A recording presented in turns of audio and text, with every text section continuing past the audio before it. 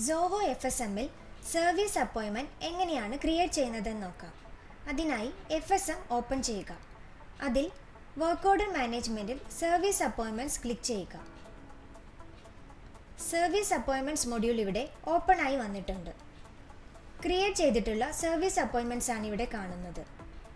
New service appointment create ചെയ്യാനായി right സൈഡിൽ കാണുന്ന ക്രിയേറ്റ് ബട്ടണിൽ ക്ലിക്ക് ചെയ്യുക. ഇവിടെ വർക്ക് ഓർഡർ സെലക്ട് ചെയ്യുക. ഒരു വർക്ക് ഓർഡറിന് കറസ്പോണ്ടിങ് ആയിട്ടാണ് സർവീസ് അപ്പോയിൻമെൻറ്റ് ക്രിയേറ്റ് ചെയ്യുന്നത്. വർക്ക് ഓർഡർ ഡീറ്റെയിൽസ് ഇവിടെ ഫെച്ച് ആയി വന്നിട്ടുണ്ട്.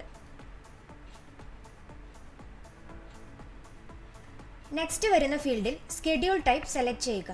ഇവിടെ രണ്ട് ഓപ്ഷൻ അവൈലബിൾ ആണ്. ടൈം ബൗണ്ട് സെലക്ട് ചെയ്യുകയാണെങ്കിൽ സ്കെഡ്യൂളിൻ്റെ സ്റ്റാർട്ട് ടൈമും എൻഡ് ടൈമും നമ്മളിവിടെ എൻ്റർ ചെയ്യേണ്ടതാണ്.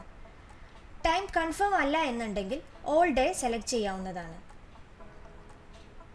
അങ്ങനെയാവുമ്പോൾ ഇവിടെ അപ്പോയിൻമെൻറ്റ് ഡേറ്റും സ്കെഡ്യൂളിൻ്റെ ഡ്യൂറേഷനുമാണ് എൻ്റർ ചെയ്യേണ്ടത്. നെക്സ്റ്റ് വരുന്നത് സർവീസ് റിസോഴ്സ് ഫീൽഡാണ്. ഇവിടെ ഫീൽഡ് ഏജൻറ്റിനെ സെലക്ട് ചെയ്യുക.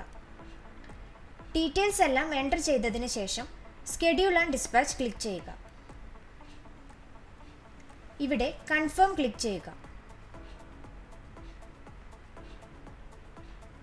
ഇപ്പോൾ ക്രിയേറ്റ് ചെയ്തിട്ടുള്ള സർവീസ് അപ്പോയിൻമെൻ്റ് ആണ് ഇവിടെ കാണുന്നത്.